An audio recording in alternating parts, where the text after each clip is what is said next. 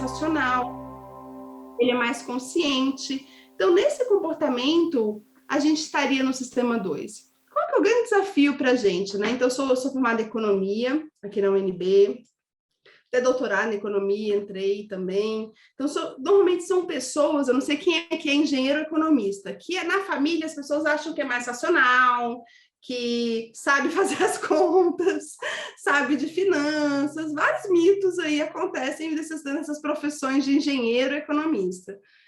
E o que acontece? Essas pessoas também, às vezes, elas falam, não sei quem tem aqui uma pessoa que vai falar, eu sou mais sistema 2. E é normal algumas pessoas falarem, mas tem uma novidade aqui, que independente um pouco da nossa inteligência, até se já foi feito em juízes, executivos e tudo, existe uma estimativa que a gente está 95% aí no sistema 1. 95%. Só que todos nós que somos julgados como mais racionais, ou normalmente estamos em posições executivas e tudo, a gente se acha no sistema 2. Qual que é o problema? A gente tem 35 mil escolhas mais ou menos aproximadas por dia, né? E as micro-escolhas tornam as grandes escolhas importantes. Então, se você almoçou ou não almoçou antes de uma, por exemplo, questão de um juiz, eles perceberam que se a pessoa não almoçava, se estava mais perto do almoço, sem almoçar, ele condenava mais as pessoas a mais anos. Todos nós, tá? Não é só aquele juiz.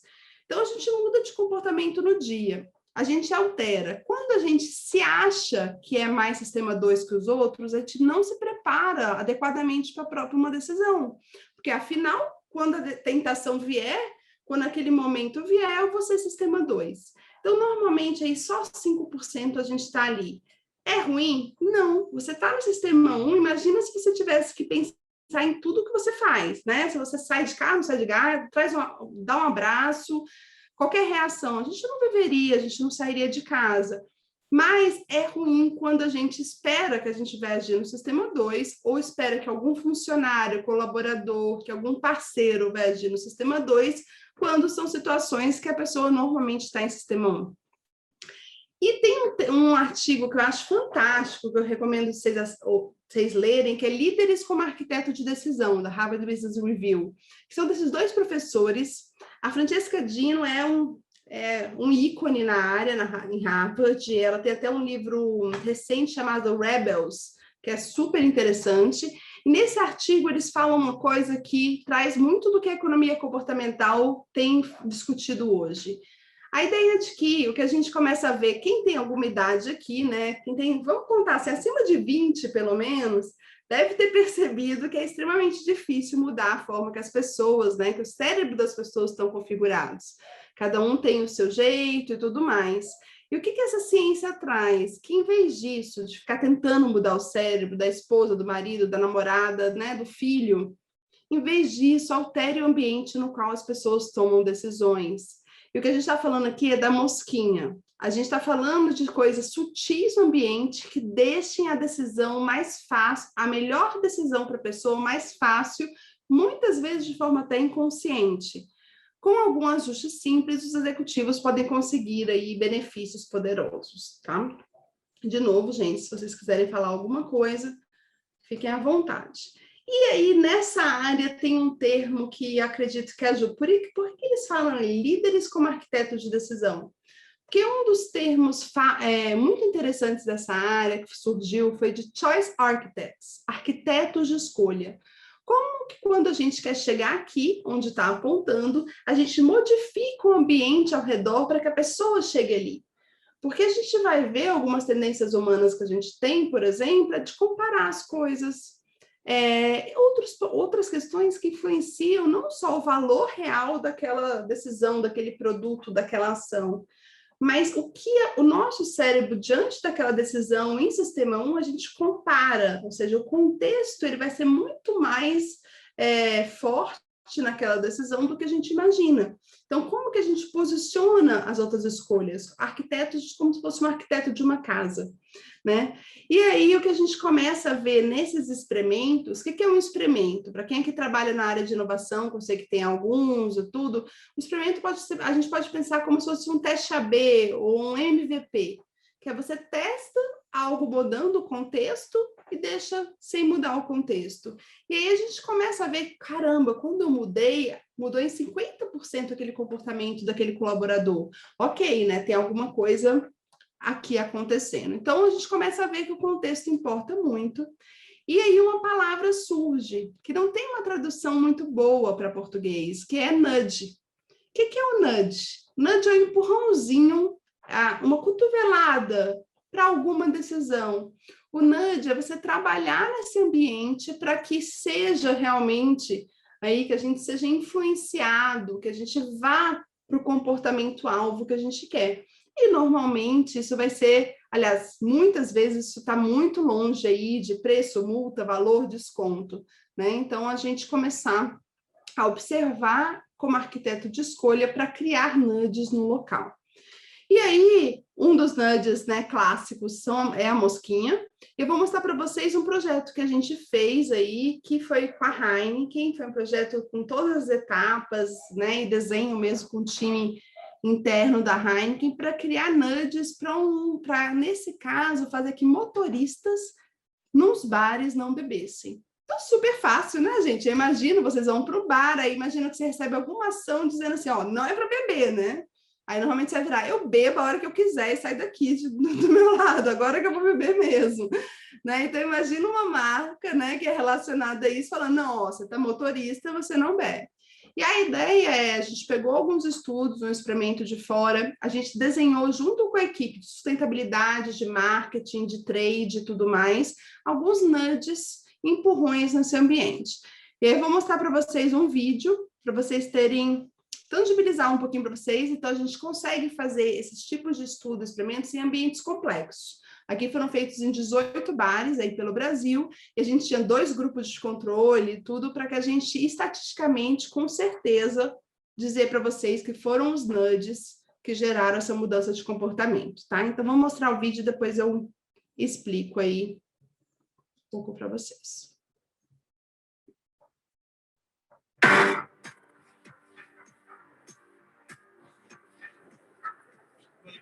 Meus que não estão bebendo, eu não aguento, eu chego e toma.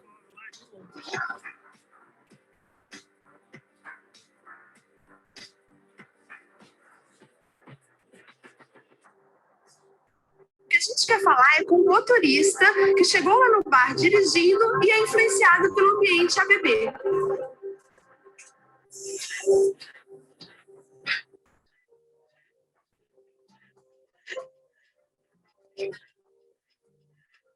Uma das intervenções era o juramento do motorista. A ideia era que ele parasse para pensar naquele momento. Automaticamente você ganha uma porção da casa. O juramento também tinha um cardápio específico do motorista.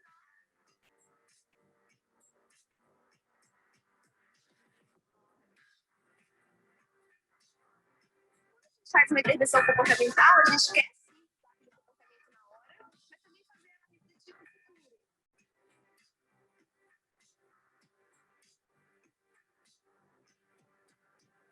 E com moderação. Então, pessoal, o que vocês acharam? Né? Então, foi uma ação, como eu falei, que eu acho que o importante foi essa construção junta, e existiria, ano passado a gente ia fazer o projeto de escala, né? Mas sabemos que tivemos a pandemia aí, mas a ideia também é inspirar para quais são as tendências e vieses que estão agindo no momento real mesmo, que é a pressão social, a pressão... Ah, gente, cortou um pouquinho. Depois eu passo esse link aqui, consegue ver. Eu passo para a Silvana compartilhar com vocês no YouTube, que aí vocês conseguem ver com calma. Tá bom? Então, que pena. Tá, eu mando para vocês, mas vou falar de um deles para vocês entenderem, assim, porque eu vou explicar para vocês um pouco sobre essa questão, quais são alguns desses vieses, né? Quais são esses gatilhos, essas coisas que afetam tanto o comportamento de... né, da equipe, quanto de pessoas. E um exemplo de nudge aqui para dar uma ideia para vocês foi o juramento do motorista. Aqui na Inglaterra já tinha sido feito esse, mas a gente criou aqui um mural do motorista, que teve um efeito muito legal, que a ideia desse nudge, né, é que a gente normalmente quer ser consistente com o que a gente é mesmo, não é para se mostrar para os outros, ou seja, não é um compromisso público por si, na verdade, a gente ter assinado alguma coisa. Ó, eu sou motorista, estou dirigindo, não consumirei bebidas alcoólicas, que era o que estava escrito, só de você colocar esse nome, você já se sente mais tentado. Então, tem a parte inconsciente também que afeta, não só, pode ter alguns tipos de fraude, sem dúvida, mas caramba, que ação, né, que reduziria um quarto motoristas que chegam no bar e não bebem por causa, né, e aquilo ali. E vem uma frase que eu falo e a gente observa na vida, né? Gente, informação apenas não geração. Se gerasse, seríamos todos inteligentes, assim, milionários, maratonistas, acordaríamos muito super cedo, né? Informação, se ela gerasse ação, a gente não estaria no mundo que a gente está hoje. Então, claro que informação é importante, mas ela tem que vir com algo mais. E, normalmente, esse algo mais, ele precisa considerar como essa mente vai absorver e vai aplicar aquela informação. Uma grande vantagem dessa área, que eu acho, pelo menos, que é uma área que as ferramentas por si só, ela é o conhecimento. Então, você começa a ter mais ideias de nudges, intervenções comportamentais, à medida que você vai exercitando o seu cérebro para ter. Então, você não é aquele software específico, não é aquele investimento gigantesco, a sua mente é seu próprio investimento aqui. Então, o número de ideias que a gente tem por segundo com as equipes é muito significativo. E isso é que escala para as pessoas. É isso que faz, por exemplo, num banco as pessoas chamarem atenção. É a ideia, né? A ideia que surge a partir disso. E o que é a nossa principal ferramenta? São essas tendências que eu falei para vocês, que são algumas mapeadas aí que a gente chama de vieses, tá? Os vieses de forma super simples. Imagina que você tem um alvo e o que a gente começa a observar é que tem uma decisão que se a gente fosse tomar, ou aquele consumidor fosse tomar, considerando tudo o que ele precisa, ele fosse direto no alvo, sem erro. Beleza? Essa é a decisão. Se fôssemos racionais, a gente consideraria iria sem erro. O que acontece com o viés é esse erro sistemático. A gente começa a ver que aquela pessoa, por mais que ela tenha tudo, vale a pena fazer a direita, ela vai para a esquerda. E existe é sistemático aquele erro. Porque quando você tem esse olhar do sistemático, a gente também pode usar aquele mesmo viés para voltar o comportamento para o alvo, tá? Mas para isso a gente tem que identificar qual que é o sistema que está acontecendo ali. Um dos clássicos, eu trouxe 3 exemplos para vocês, mas um dos clássicos é a prova social. E sei que vocês estão em áreas super diferentes, a Silvana me falou, mas quando a gente tem um desafio, às vezes, quando a gente começa a estudar sobre a parte comportamental, social, tudo, a gente pensa em prova social. O que é a prova social? É falar o que os outros estão fazendo. Isso tem se mostrado muito efetivo, porque a gente tende a seguir, a gente quer estar igual, a gente não quer estar de fora de algo que parece correto. Eu vou falar um experimento aqui para vocês, eu vou perguntar, na Califórnia, vou perguntar 3 opções, eu queria ver o que vocês acham que funcionaria na opinião de vocês. Foi um experimento feito na Califórnia por grandes professores nessa área, inclusive uma startup foi gerada, inspirada nisso, foi comprada por milhões e milhões aí pela Oracle há uns 4 anos atrás, baseadas nesse experimento. E a minha pergunta é, eles testaram a comunicação para as pessoas desligarem o ar-condicionado e ligar o ventilador. Então, ó, pessoal, economize, desliga o ar-condicionado, liga o ventilador. Eles também testaram, salve o planeta, desliga o ar-condicionado, liga o ventilador. E eles testaram, seja um bom cidadão, desliga o ar-condicionado, e liga o ventilador. Queria saber de todos aqui, o que vocês acham que funcionou mais? Economize, salve o planeta ou seja um bom cidadão? O que vocês acham? Na crise que eu estou, eu falava economize. No preço da energia no Brasil, eu vou falar economize. Pois é, poderia ser. Esse foi feito na Califórnia, né? Podemos replicar aqui. Replicar pode ter uma diferença significativa. Eu Na acho que Califórnia, seja um tudo bom bicho cidadão. grila, salve o planeta. Se foi feito lá como é que chama aquela praia lá ainda? Esqueci o Ai, nome da praia lá. pô, gente, esqueci Santa também. Mônica, lá, para aquela região. Não, não é Santa Mônica, não, é a...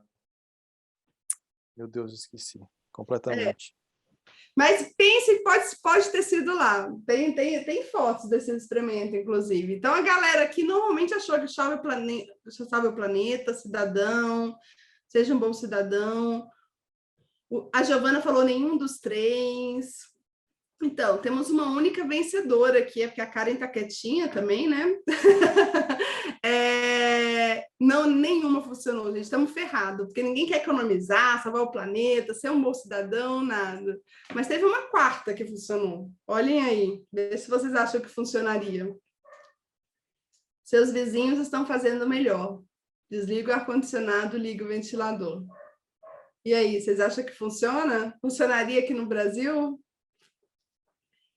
E a ideia aqui da prova social, a gente indo um pouquinho além, também traz muito essa ideia, né? Do tipo, é perto, não é o Brasília, não é São Paulo, não é Curitiba, não. Seus vizinhos estão fazendo melhor. Desliga o ar-condicionado e liga o ventilador. E tem um app, eu não vou entrar muito no detalhe para hoje a gente conseguir ver mais geral, que foi criado com isso. Você está usando 92% a mais do que os seus vizinhos. Então, super legal. Então, como que a gente gera, né, essa mudança de comportamento? Se eu falasse para vocês, vários é assim, a gente acha que economize, faz o experimento, as mensagens, uma economize, outro, por exemplo, não perca, e outro você tem direito. Gente, economize não muda em nada. Você tem direito, muda assim 10, 20 vezes mais. Então, isso é muito comum. E olha quanto que a gente usa, né, o economize ainda. Um dos pontos chaves da prova social, que vale para qualquer um de vocês. Imagina, por exemplo, que você está enviando um questionário, um e-mail, que você precisa de resposta da sua equipe, de resposta da sua diretoria. Vamos aumentar um pouquinho mais. E aí você vira com todo carinho, pessoal, ninguém respondeu ainda, responde para mim, eu preciso de algumas respostas, certo? Normal. Até hoje está fazendo errado. Você acha que é mais para mudança de comportamento pela ciência, é melhor você classificar cada pessoa como você é mais inteligente, você é melhor que a maioria, você é personalité, ou você, na verdade, ser excluído porque todos estão fazendo? Então, a ideia do tipo, gente, só falta 10 pessoas, mas preciso de vocês. É muito mais eficiente, tentem, façam e comprovem, porque eu comprovo isso nos últimos 10 anos, assim, com alunos ou outras pessoas. Olha, estou esperando, só faltam 2. E a ideia aqui é que a gente normalmente está assim, mudança de comportamento, o exótico e tudo mais, a gente tem essa ideia de que eu quero sentir mais especial, mais inteligente. Mas a partir do momento que você fala, todo mundo está fazendo, né, e dá provas, isso é um motivador constantemente maior para as pessoas agirem. Outra questão, ser parte de algo. Esse experimento aqui do Don't Mess with Texas, que é para lixo, eles usaram a mesma placa aí de multa, com isso e sem isso, essa campanha aí com a bandeira, Don't Mess with Texas, eu também brinco, isso aí na Curitiba e no Sul, né, os gaúchos, tudo deveria, assim, ser feito para ontem, para outras coisas. Então, don't mess, não mexa com o meu país, de novo, é parte de uma unidade. Isso reduziu em um ano 29%, eles fizeram, né, aleatório para medir direitinho, e 72% 6 anos, gente. Um IDS no Domestic Texas. E aí, ok, eu falo de prova social, mas um dos pontos legais é que a gente fica na cabeça sobre isso. E tem muitas aplicações, né? Mas uma coisa que a gente ouve muitas vezes é sobre simplificar. Agora, UX, né? É muito importante o UX, não é só estar na moda, é muito importante. Então, você vê aquela questão, o botão tem que ser colorido, aquela ação tem que ser colorida, tem que ser uma navegação fácil, sim. Mas a gente tem uma empresa, que eu não sei se tem alguém aqui dessa empresa ou tem amigos, que a gente precisa ensinar para ela, porque ela não aprende, cara. Chama Booking. Devia ter fechada. São décadas existindo, né? Porque olha aqui como é poluída essa tela. E olha como ele só chega aqui, vocês vão ver uma frase no final, tem um livro The Power of Experiments, que foi lançado recentemente, aí um capítulo é de cada um, do Booking, Airbnb e tudo mais, eles fazem milhares e milhares de experimentos. E quando você está falando de prova social, cada número importa. Então, reservado 5 vezes nas datas das últimas 6 horas, nos últimos 10 minutos. Prova social, o detalhe importa, mas depois que você chega num ponto certo, auge, é muito importante. Então, até para uma empresa nesse mundo, até hoje ser assim, tão poluído, vocês imaginam quantos testes, né, e experimentos são feitos diariamente nessa página, que foge de muita coisa que a gente vê por aí, tá? Então, o que a gente pode ensinar ao Booking, né? Será que ele precisa? E aí eu trago para vocês um dos pontos chaves, que uma das coisas do momento, né? Esse quente e frio, então você saber agir no momento certo com a informação que é relevante para aquela pessoa. E a gente vê alguns estudos aí de grandes universidades que trazem que, sem muita complexidade, que um dos pontos chaves do comportamento é, no momento frio, aí eu estou falando a gente pessoalmente, tomar decisões para amarrar as mãos para quando vier uma tentação. Isso pode ser uma tentação desde uma Black Friday até alguma coisa que você não quer. Por quê? Porque nós somos assim, né? Nossa mente está ali naquele sistema 1 constantemente. Então, no momento que você está no sistema 2, você fazer. Tem um site criado aí até pelo chefe de departamento de economia de Yale, que eu acho tão interessante ele numa posição dessa, e vários estudos, que é o Stick, que é um site onde você coloca uma meta, você coloca alguma penalidade para se você não fizer aquela meta, e você, ou algum tipo de juiz, e se você não cumpre, você perde dinheiro. E aí, esse stick eu também recomendo vocês darem uma olhada, porque assim, if you fail, quem é que leva o seu dinheiro, né? Você coloca o valor, o que é, e quem vai levar algum tipo de penalidade se você não fizer algo. Então, de novo, são professores de Ivy League Schools, várias delas, criando alternativas que sejam também, não deixam de ser sérias, mas que elas sejam, por exemplo, quando a pessoa coloca aí 5 vezes mais, na verdade, quando as pessoas colocam dinheiro, elas mudam mais vezes, ela aumenta a chance de aderir a esse comportamento.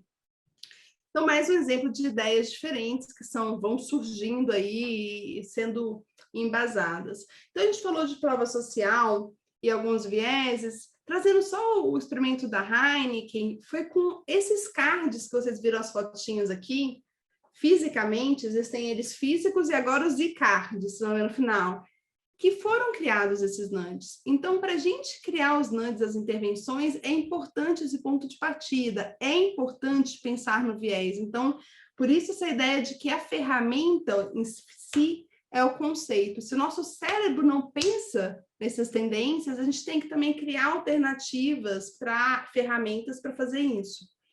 Mas o ponto principal da gente estar aqui hoje, né, dessa área ter ganhado essa dimensão, dessa área estar realmente, um dos hottest topics, essa ideia de nudge, não é pela mosquinha, né, gente? É pelas evidências empíricas, né? Não é por ser engraçadinho. E como fazer essa questão, essa área de experimental como fonte de inovação? Para isso é imprescindível o diagnóstico comportamental, mas também bem direto para vocês, gerar amostras para um teste. Então, assim, o diagnóstico, ok, isso vale, isso vale, isso vale. Quais são as hipóteses que eu tenho aqui? Criar intervenções rápidas, pegar feedback preciso dos dados, focar em processos para adicionar nudges neles, ter essa cultura do empírico. Isso a gente está falando desde a área de gestão de pessoas, de recursos humanos, ou seja, uma intervenção, por exemplo, para quem preenche uma avaliação de desempenho. Uma intervenção, por exemplo, para adoção de algum plano de desenvolvimento e tudo mais, até a uma ação aí com consumidores, né? Então, a gente está falando todo esse range aí. E o que normalmente acontece? Imagina que você está numa organização que tem 1.000 funcionários e você aloca, então, 10% disso para um grupo de controle, que não vai ter nada, e outros percentuais para intervenções específicas. E você mensura esse resultado e fala A, B, C ou D funcionou. Porque assim você cria um banco de inteligência interno, que é o mais importante. Na verdade, as organizações não vão sair por aí, nem o banco, né? Tudo falando, olha, fiz esse experimento, fiz esse, nenhuma fintech, né, e tudo mais vai sair publicando. Então, existe uma necessidade cada vez mais forte de você criar um banco de inteligência sobre estudos comportamentais nos mais diferentes setores interno, porque não vai ser alguma empresa que vai contar para vocês vai vir com desenhado pronto. O Expedia, o CEO da Expedia, não sei quem conhece aí, ele tem uma frase que eu gosto muito, essa revista aqui foi agora, de 2020, em um mundo cada vez mais digital, se você não fizer experimentação em larga escala, você irá morrer no longo prazo. Em alguns segmentos, no curto prazo. Estamos o tempo todo rondando centenas, se não milhares de experimentos. Por isso, não precisamos adivinhar o que os clientes querem. Porque, de novo, em pesquisa, eles falam que querem o mundo, né? E por mais que a gente tenha avançado nas técnicas de pesquisa, tá anos-luz de tirar esse gap de intenção em ação. Então, é difícil, fazer um experimento em bares ou em outros lugares é complexo para controlar, ou seja, fazer do mundo um laboratório. É difícil, você vai controlar a entrada, a saída, para você fazer esse tipo de estudo, mas eu posso dizer, cara, que é incrível. Então, assim, eu recomendo, é apaixonante quando você começa a ver isso de forma nítida. Ok, eu fiz isso, né? Isso causou isso. E eu tenho essa inteligência para a próxima etapa, né? O Horace Sutherland, de novo, ele fala uma coisa que também eu acho que para alguns de vocês, pelo que eu soube do histórico, pode ser legal, que ele fala assim, a economia comportamental tem dado a oportunidade para o marketing reganhar a influência que tinha perdido nas mãos de economia e ofereceu à psicologia o cavalo de Troia para entrar nas decisões diárias da alta direção e dos conselhos. E a partir do momento que você entra mesmo com as coisas pequenas, com esses estudos aí, com números, né, a proporção fica muito grande e, de novo, várias pessoas podem dar depoimentos sobre isso. Então, como que a gente faz, né? A mosquinha, quando a gente vê ela criada, era muito divertida, né? Parece fácil. Não, mas para criar mesmo, desde o diagnóstico é importante. Selecionar as pessoas certas para estar em projetos de economia comportamental, de ciências comportamentais, de design, né? A gente trabalha muito com behavior design. É fundamental, as pessoas que estão ali com essas cartas, com as ferramentas que a gente tem, o que? A mente, a gente precisa da mente delas para criar. E essa perspectiva comportamental e foco experimental. Então, dentro aqui internamente, com essa parte privada, essa parte do que é feito lá fora também, a gente tem uma metodologia que são 5 passos. E aí, o ponto para trazer aqui para vocês é que no início não tem nada de vieses. O target, o que é? Identificar quem é a pessoa, qual comportamento você quer gerar, explorar as barreiras, para você conseguir chegar numa solução, né? Então, de novo, tem muita informação que ela está dentro com a gente. Então, só para tangibilizar um pouquinho para vocês, que essa parte, você tem qual o comportamento-alvo, quais as influências, e aí chega na parte que é mais gostosa, que é a parte de criar mesmo. Então, todo o processo, ele tenta trazer o mínimo de viés possível para uma criação de uma solução.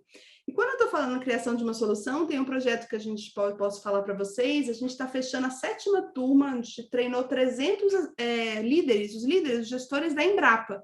Tá vendo que nem é consumidor? 300 gestores foram treinados e criam em workshop as intervenções para a questão cultural. Então, a gente conseguir fazer esse elo, que as intervenções são para os times, né? São para gerar melhores resultados, e não só para consumidores. Né? E uma coisa que eu acredito muito é isso, a economia comportamental não é nada sem prática, ciência, dados e muita humildade. Porque em cada área nova que a gente entra, chão de fábrica de uma indústria e de outra, é tudo muito diferente. E muitas das ideias das mosquinhas, elas estão no cafezinho com aquela operação, ela tá para a pessoa, você criar uma boa intervenção que gere mesmo mudança de comportamento, você precisa do conhecimento de quem sabe muito do assunto. Então, como que você junta esses 2 elos aí, da ciência sim, mas do conhecimento de base, né? E aí, gente, agora o domingo lançou, tem uma parte de todos os sem fins lucrativos do nosso trabalho, tá, gente? É um dos motivos que a gente está aqui, inclusive lá atrás, tive uma ideia, a gente juntou pesquisadores do mundo todo para criar esse guia de economia comportamental experimental. Foi lançado em 2015, e agora muito mais gente conhece, mas foi um trabalho árduo ali. E agora, domingo, a gente pegou um livro que está muito legal, de ciências comportamentais das organizações, a gente traduziu. É da equipe de design da UPenn, é um grupo extremamente forte dos Estados Unidos aí, de pesquisadores, fizeram esse livro e a gente traduziu. Então, se vocês entrarem nesse link, agora tem a versão amarela e verdinha aí para vocês, eu acho que está bem na linha do que vocês, né, do dia a dia de vocês, de desafios, de como implementar nas organizações. Eu acho que eu passei um tempinho aí, me empolguei, mas aqui estão os contatos aí, queria abrir, né, Silvana, para perguntas, o que vocês... Legal, obrigada. A gente também estava se empolgando, porque eu falei, deixa fluir, depois a gente ajusta os horários. Então, pessoal que for tendo perguntas, já que se quiser erguer a mão aí. Eu tenho uma enquanto as pessoas estão fazendo, quando a gente até conversou um pouco, Flávia, no briefing e tudo mais, quando a gente fala dessa economia comportamental, tem muito a questão de também, né, de tendências, do que está vindo, o consumidor está mudando. E aí, quando a gente fala para as indústrias, empresas, é um old school ainda de como a gente olha a persona. Então, a persona de hoje não é a persona que vai consumir o produto daqui 3, 4 anos e está mudando muito. O que você tem de cases legais, de empresas bacanas que estão fazendo de uma maneira diferente essa construção da persona, de olhar realmente o consumidor, enfim, o que está mudando? Oh, joia, ótimo. Então, na verdade, a gente às vezes vê como pessoa diferente. O ponto aqui, até que eu falei em relação às barreiras, é que quando a gente olha o comportamento humano, a gente não está com essa visão muito de você olhar qual que é a barreira que existe daquela pessoa de uma adoção de tecnologia X, pensar em alguma aqui, de adotar, ou seja, virar para a direita ou para a esquerda. A gente olhar essa inércia, ou essa versão à perda, o que acontece naquele momento para a gente gerar a solução. Mas um desafio que tem, Silvana, para olhar para o futuro, é como essa ciência ela traz muito o teste AB, né? Então você tem que implementar teste AB de forma todo mundo aqui sabe, né? O que é teste AB. Então você testa uma solução, você implementa algo para você ver um resultado, a especulação em relação ao futuro ela fica muito mais difícil.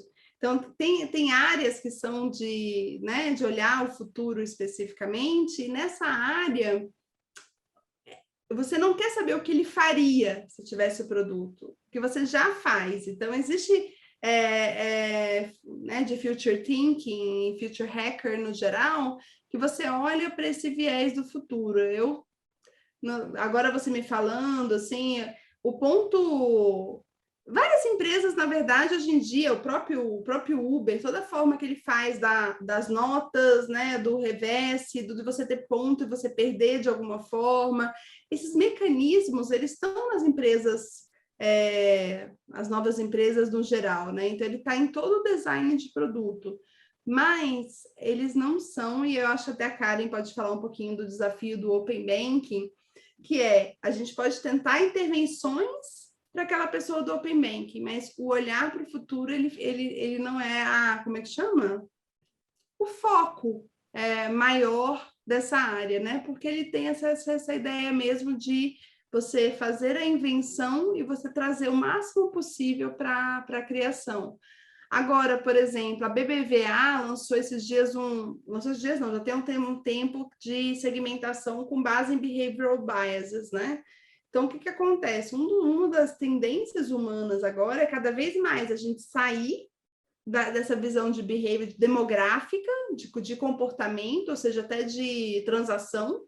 Imagina um cartão de crédito, né? Você está pegando as transações da pessoa e dizendo, ele gasta mais com isso, com aquilo.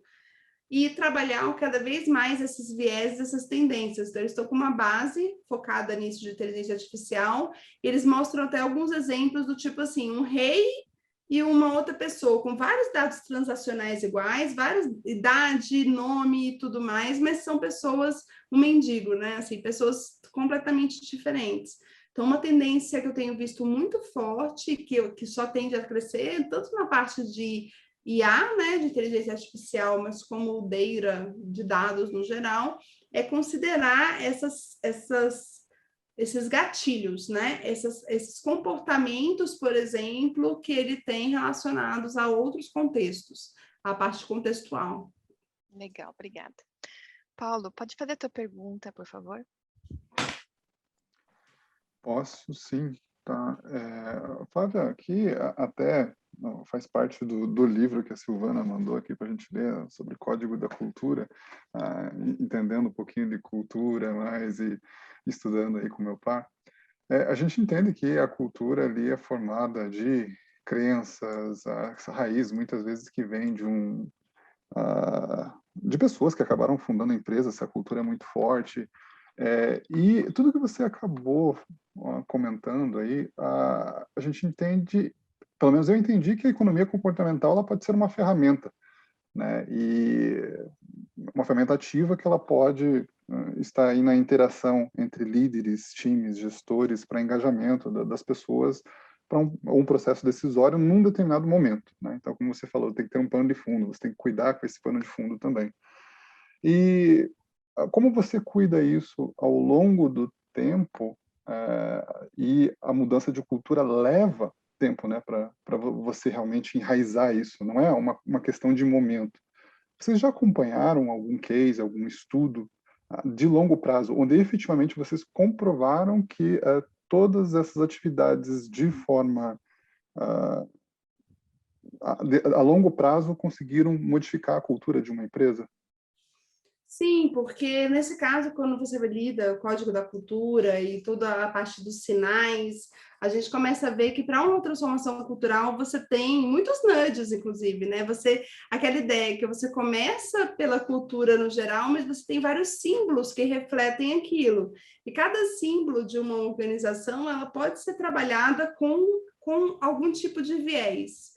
E um dos trabalhos tem muito de group thinking, né? Mas, por exemplo, que já são feitos é como uma primeira frase numa reunião, ela muda completamente o desenrolar da reunião. Como é que você faz, na verdade, assim, várias salas, né? Um experimento, e uma das frases que já, numa questão cultural, de você começar a falar assim, pessoal, aqui eu quero que vocês discordem de mim.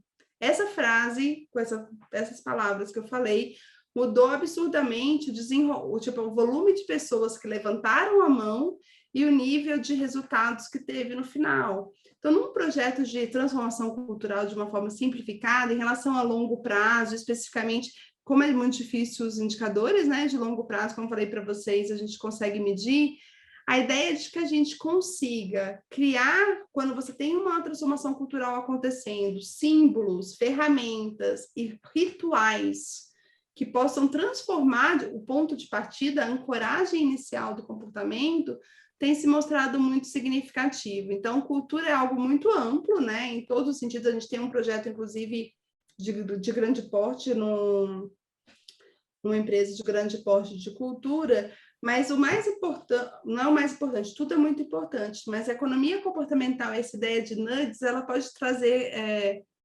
ferramentas concretas para quebrar essas barreiras de início, com algumas coisas que até a gente falou de pequenos, às vezes são coisas grandes, né, mas pequenos detalhes, grandes resultados, que a gente consiga entender o que a mente daquela pessoa vai absorver. Então, de novo, a gente já acompanhou alguns projetos de transformação, é muita coisa que muda ao mesmo tempo, né? Você quer reforçar uma cultura.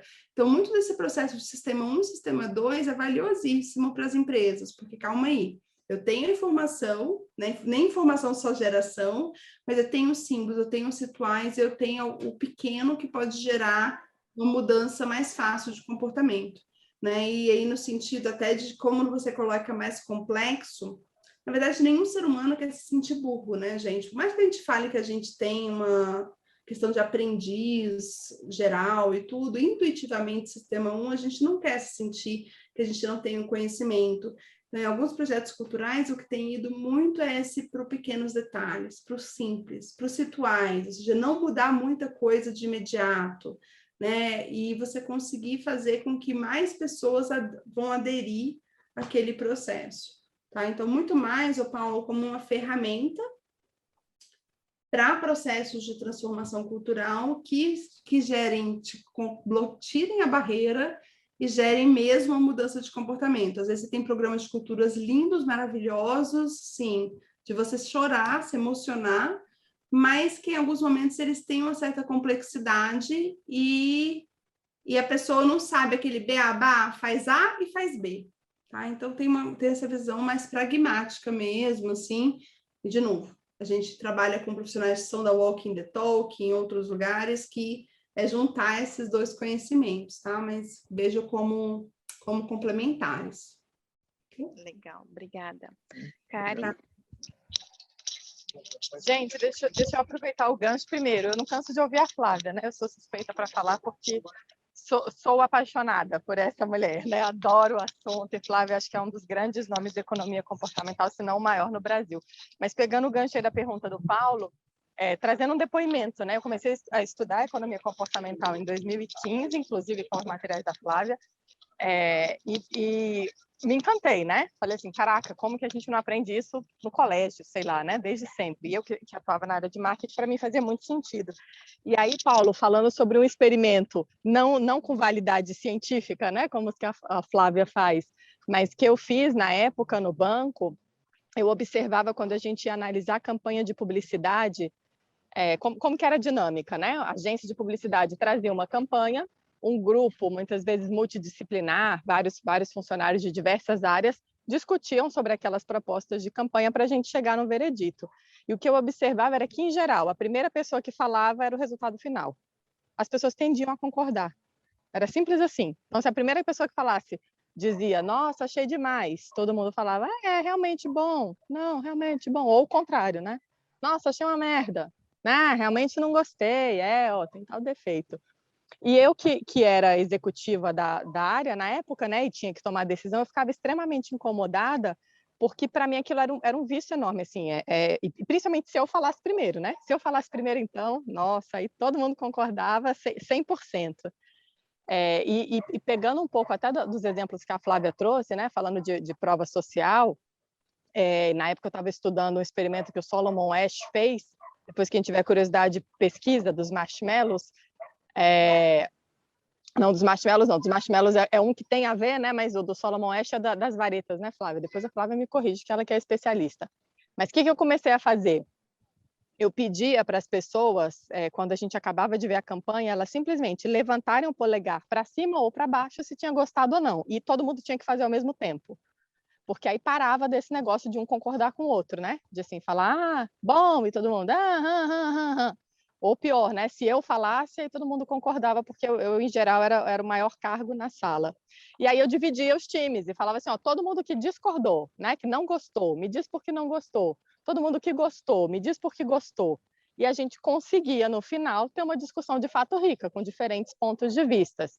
E aí eu fui aprimorando, inclusive, né, essa técnica, porque eu comecei a fazer só com os polegares e tinha alguém para anotar, essa galera aqui tem que falar bem, essa galera aqui tem que falar mal, né? Enfim. E depois eu comecei a fazer as falas em ordem inversa da hierarquia, ou seja, quem decidia, quem, né, mandava mais, falava por último, para que as pessoas de fato ficassem livres e não se sentissem pressionadas pelo grupo a tomar uma ou outra posição. Então, só compartilhando essa história, que até virou depois um artigo, tá no meu LinkedIn, quem tiver curiosidade, eu acho que tem muitos insights do comportamento das pessoas que podem ser usados para influenciar a cultura organizacional. É esse tipo de coisa. Eu vejo muitas empresas falando, eu quero funcionar, quero estimular a diversidade, eu quero inovação, eu quero criatividade, mas é o presidente que faz a abertura. Ele, como a Flávia colocou, ele não pede para discordar, né? Ele fala 50 minutos e fala, não é mesmo, pessoal? Quem fala não? Perfeito. Né?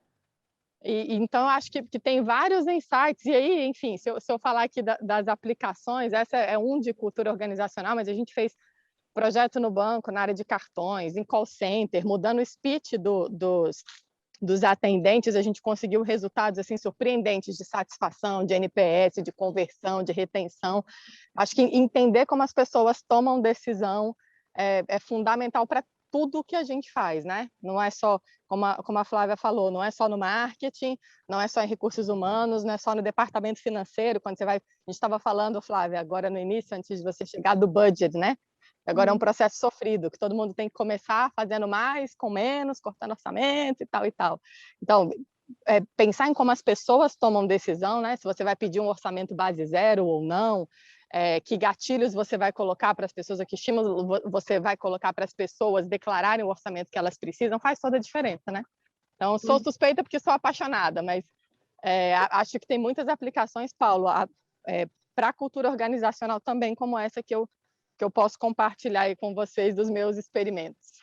Perfeito, Aqui já Karen. Eu não sabia desse especificamente, mas tem tudo a ver essa questão da pessoa que fala no início e essa questão de mostrar, muito legal, eu não lembro pelo menos desse artigo, dessa questão dele. Então, tá no meu LinkedIn, e era uma dinâmica super simples, né, Flávia? Porque, assim, era uma forma de todo mundo simultaneamente assumir uma posição, né? Sim ou não, muro, e era né? na mesma hora. Eu falava, ficou conhecido como método Karen. Assim, a gente vai usar o método Karen? Vai.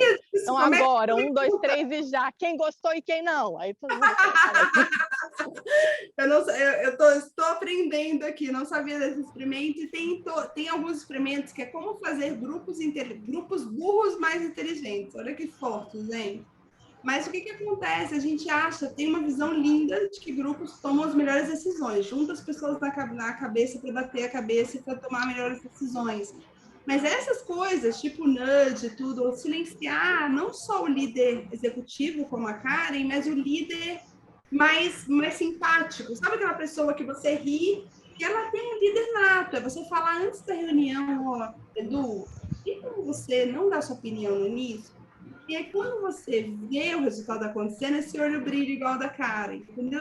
É só quando você vê mesmo as coisas acontecendo que a gente vai tendo mais ideias, né? E vai fazendo. Porque você fala, não estou acreditando que isso aconteceu, mudou toda a reunião, né? Por uma coisa tão simples. E aí a gente criar esses mecanismos mais gerais, né? Que façam sentido. Muito bom, cara. Ó, depois tem que pegar esse depoimento, que ele escreveu um artigo aí sobre... Eu vou pegar esse artigo e a gente republica no economiacomportamental.org, viu? E aí já fica aí também, claro, para a gente compartilhar também com o grupo, tá? Aí o convite. E eu acho que aqui a provocação da Karen, né, e da Flávia é o quanto que pode ser aplicado em diversos universos. Então, no que você ia trazendo, já ia vendo exemplos de como que a gente às vezes não se depara com coisas pequenas e da forma com que a gente conduz, e que é super show de bola. Então, Flávia, queria te agradecer imensamente, agradecer também a Karen pela conexão, né? Obrigada de verdade. A gente vai para um segundo momento agora, que a gente se separa em mini grupos, enfim, para gerar as conexões e os debates. Mas fica o convite para estar conosco nos outros encontros, né? Compartilhar os materiais. Eu anotei alguns aqui que eu pego na sequência contigo para compartilhar aqui com o time, né? E muito obrigada por estar conosco e trazer essas provocações e insights.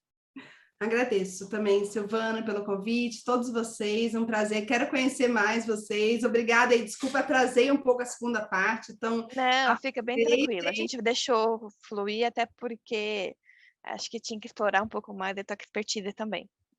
Não, aproveitem. Karen, obrigada, sempre inspiração aí e que seja ótima essa segunda parte. Eu mando sim, mando os slides e mando o link para esse livro, gente, esse livro está muito legal, tenho certeza que vocês vão gostar. Viu? Legal, boa noite. Combinado. Obrigada, tá? Até mais, Flávia. Boa noite. Boa noite. Boa noite, bacana. gente. Mi, você pode, por gentileza, já ir separando? Então, pessoal, aqui no nosso bate-papo, a gente separou aí, acho que em 4 ou 5 pessoas por grupo.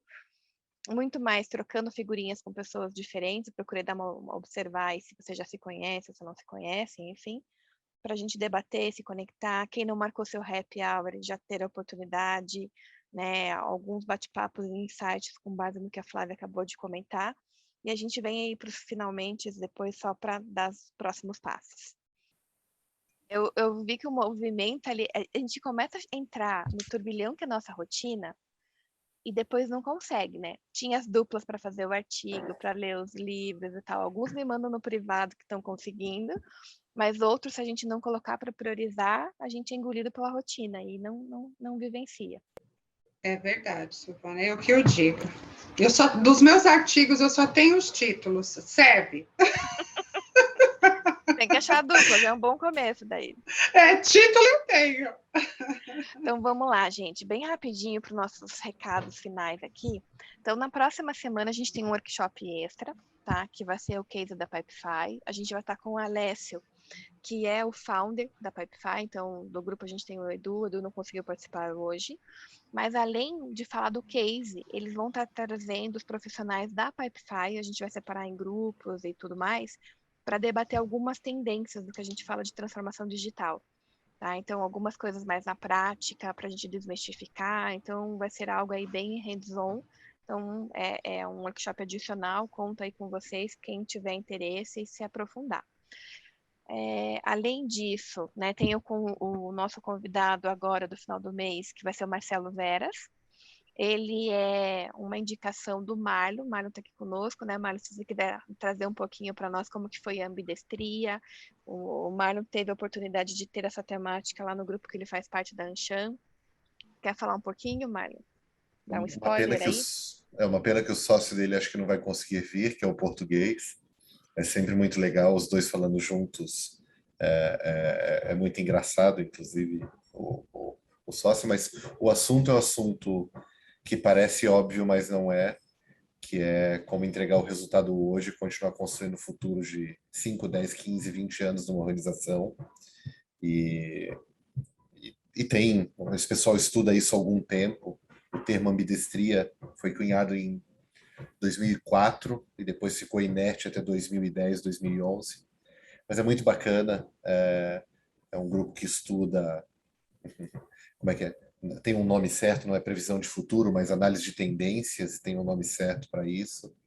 E como incorporar isso nas decisões do dia a dia para que você eventualmente abra mão de 5% do resultado hoje, mas garanta um resultado diferenciado daqui a 5 a 10 anos. Então é uma área muito interessante que eles estudam, que é a incorporação de tendências na tomada de decisão do dia a dia, mas é uma ciência da administração, né, a ambidestria, mas como ciência da administração ela é muito, muito nova. Então tem muita coisa ainda sendo escrita, tem muita coisa sendo experimentada, os cases de sucesso estão nascendo, tem 2 ou 3 ou 4 exemplos só que podem ser trazidos. É bem interessante para quem pensa no que vai estar na literatura, né, de administração no dia a dia daqui a alguns anos. Provavelmente esse é um dos grandes candidatos. Espero que seja rico. Vamos ver quanto ele vai poder falar de futuro, mas é bem interessante. O tema é interessante. E aqui tem uma novidade, tá, Marlon? A gente já está em conversa, tanto com o Marcelo, conversei com o Rodrigo, que eles têm uma unidade em Curitiba, e também estou tentando já falar com o Luiz, para uma parceria com o Grupo Inova. Então, eles têm muitos materiais de estudo de tendências, eles têm uma pós-graduação em tendências e inovação, eles têm formação de conselho, enfim, e aí eles têm alguns fóruns de debates, como se fosse um business club, enfim. Então, para a gente trocar figurinhas, convidar os participantes desses fóruns que eles têm para vir aqui para o Connect, e da mesma forma a gente conseguir participar dos encontros e dos fóruns que eles têm. Então, deve ter algumas novidades aí também em questão de parceria. Rapidamente, Guilherme, se esse encontro acontece antes do seu, acho que pode servir para mais um pouco lá de material, tá? Não, ele acontece, na verdade, eu já me liguei nisso, eu ia te procurar a parte para isso, porque eu estou nas próximas 3 semanas fechando o conteúdo, digamos assim, né? E eu quero direcionar a coisa da forma mais correta possível, ali, inclusive porque a gente está com uma agência de publicidade, e aí eu quero poder aproveitar, esperando que eles vão ter essa competência, por exemplo, da economia comportamental, para nos ajudar a produzir o conteúdo com base no objetivo que a gente quer lá. E isso daqui, para mim, é um ponto-chave que a gente precisa explorar nessa semana que a gente está falando, justamente porque a gente está numa condição hoje de investimento, e o José vai saber muito bem disso, né? E não é diferente das outras organizações nas quais a gente precisa criar um cenário eu vou chamar de justificativa, talvez não seja a palavra certa, mas do porquê que algumas decisões de não investimento ou de investimento estão sendo tomadas nesse momento, né? Olhando a transformação que a nossa indústria está passando ou vai passar aí nos próximos anos. Não, com certeza. Então, depois até compartilha um pouco com a gente, tá, Guilherme? Se precisar de ajuda, a gente também te contribui. Legal, obrigado. E aqui, pessoal, tem a nossa news, então vamos ter aí os nossos próximos convidados, contando um pouquinho da nossa história. E aqui é importante que eu vejo no LinkedIn de vocês vários eventos individuais. Então, se vocês quiserem estar compartilhando, a gente coloca aqui no nosso material para as pessoas terem acesso. Então, eu vi esses dias o Ricardo falando de inovação, o Thiago também. Então, tem vários pessoas que estão em fóruns distintos, e a gente vai incluindo aqui também. E um pouco do que vocês estão discutindo nos raps de vocês na discussão dos livros. Quais são os insights, os inputs, enfim, para a gente ir trocando figurinhas e usar um pouco mais da nossa comunidade. Então, da Gazeta continua. Hoje saiu tanto da Gazeta quanto do SBT. Já divulguei até para a Flávia o material da palestra dela. Então, quem tiver aí com algum no forno, que eu sei que tem algum, a gente vai divulgando aí na sequência também. E é isso, pessoal. Uma excelente noite a todos. Obrigada por estarem compartilhando, né, essa jornada. E vamos nos encontrar aí na próxima semana no nosso encontro aí do Case da Pipefy. Ok.